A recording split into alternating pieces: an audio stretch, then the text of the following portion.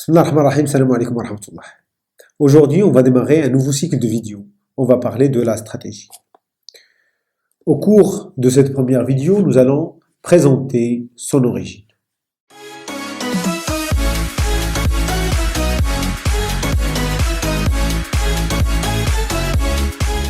Pour faire simple, l'objectif de toute organisation est d'assurer sa pérennité.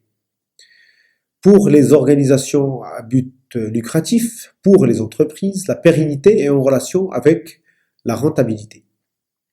Bien sûr, une entreprise non rentable va faire faillite. Pour cela, c'est mieux d'avoir une stratégie, une vision à long terme, qu'un pilotage à vue, c'est-à-dire une gestion quotidienne sans orientation vers le futur.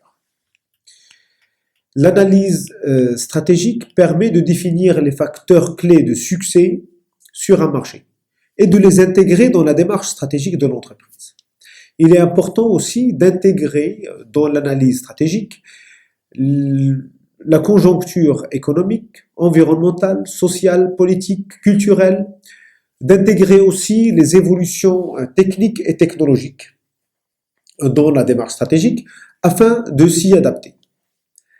La stratégie permet d'avoir une feuille de route, une sorte d'étoile polaire qui permet d'avoir une vision, une orientation vers le futur, vers un futur planifié. Même si au niveau académique, la stratégie reste un domaine récent. Aux alentours de 1960, le terme stratégie a été inventé à Athènes vers 507 avant Jésus-Christ. La stratégie a des origines militaires. Stratégo signifie planifier la destruction de vos ennemis par l'usage efficace de vos moyens. Étymologiquement, le stratège est celui qui commande l'armée dans la Grèce antique. Dans la majorité des écrits sur la stratégie militaire, deux auteurs sont le plus souvent cités. Il s'agit de Sun Tzu et Carl von Clausewitz.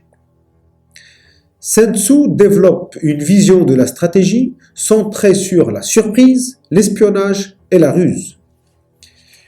Cela s'applique parfaitement à l'entreprise. La surprise, c'est en relation avec le secret de l'information. L'espionnage, c'est en quelque sorte la veille. Et la ruse, c'est faire croire à la concurrence de travailler sur un projet, mais en réalité, votre projet central est ailleurs. Sun Tzu a développé plusieurs devises. Je peux citer « Refusez de combattre tant que vous n'êtes pas assuré de l'emporter » ou « Celui qui excelle à résoudre les difficultés le fait avant qu'elles ne surviennent ». Pour le général prussien Carl von Clausewitz, la guerre est la continuation de la politique par d'autres moyens.